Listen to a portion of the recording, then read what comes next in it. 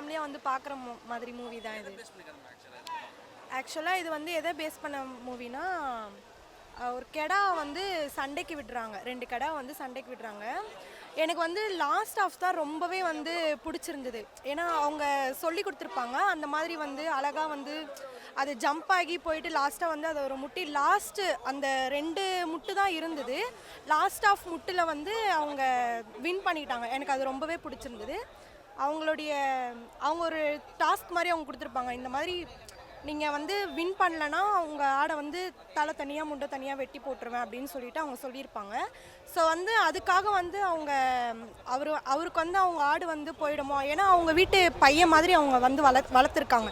So வந்து அவங்களுக்கும் வந்து எதனா ஆயிடுமே அப்படின்னு சொல்லிட்டு அவங்க லாஸ்ட்டில் வந்து சூப்பராக இருந்தது. அவங்க நினச்ச மாதிரி அவங்க காலில் விழ வச்சிட்டாங்க. ஹீரோயின் கேரக்டரு ஓகே, நல்லா தான் இருந்தது. அவங்க கொஞ்சம் கிளிப்ஸில் தான் வந்திருந்தாங்க. ஸோ ஹீரோயின் சூப்பராக இருந்தது.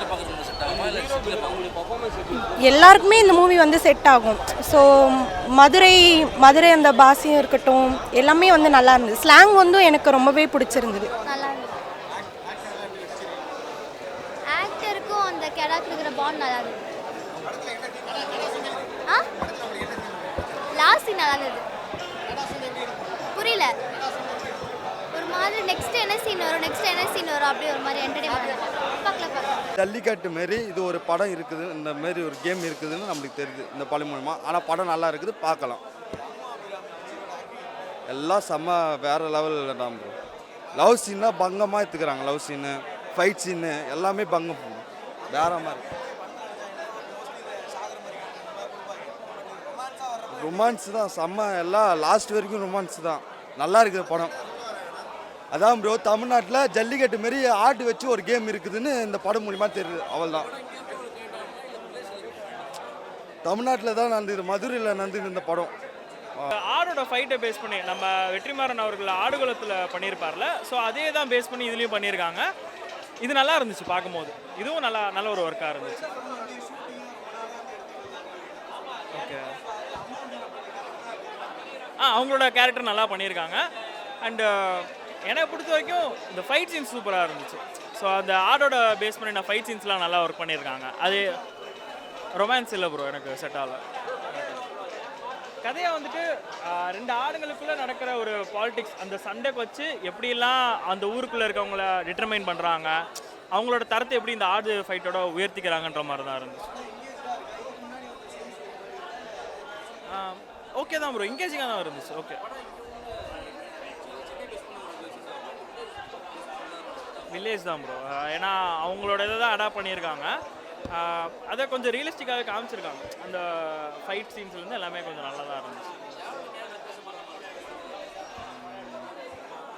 படத்தில் வில்லனோட கேரக்டர் கொஞ்சம் நல்லா இருந்துச்சு. அது நல்லா இருந்துச்சு. ஒரு படம் அவங்க போஸ்டர்லேயே பார்த்துருப்பீங்க, 2 கெடா முட்டுற மாதிரி தான் படம் இருந்திருக்கு.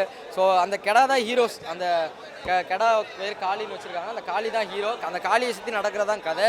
ஸோ ஒரு வாட்டி காளி சண்டைக்கு போகும்போது ஜெயிச்சிடறான்னு இந்த கில்லி படத்தில் கமான் வேலுங்கிற மாதிரி நாங்களாம் உள்ளேருந்து ஏன் கமான் காளின்னு கத்திக்கிட்டு இருந்தோம். ஏன்னா அந்தளவு ஃபைட்டு அவ்வளோ ரியலிஸ்டிக்காக பண்ணியிருந்தாங்க. எங்களுக்கு எங்கேயும் போர் அடிக்கலை. ஏன்னா அந்த 3 ஃபைட்டு கரெக்டான இடத்துல ப்ளேஸ் பண்ணியிருந்தாங்க. அது ஒரு இன்ட்ரோல் பிளாக்காக இருக்கட்டும், கிளைமேக்ஸாக இருக்கட்டும், ஸ்டார்டிங்காக இருக்கட்டும், மேக்ஸிமம் போர் அடிக்காமல் கொண்டு போயிருந்தாங்க. அதான் கெடா ஃபைட்டை பற்றி தான் ப்ரோ. இந்த ஊர் சைடு பார்த்தீங்கன்னா கெடாவுக்காக உயிரே கொடுப்போம். கெடா செத்து போச்சுன்னா கெடா உயிர் எடுக்கிறது, அதனால் இந்த கலவரம் வரதெல்லாம் நிறைய நடக்கும். அதை உட்காந்து நோட் பண்ணி எழுதி படமாக பண்ணியிருக்காங்க. இன்னும் இங்கே சிட்டியில் இருக்கிற நிறைய பேருக்கு கெடா சண்டைனா என்னன்னு தெரியாது. சேவை சண்டையை எப்படி ஆடுகளம் காட்டுச்சோ கெடா சண்டையை ஜாக்கி காட்டியிருக்கா. அப்படி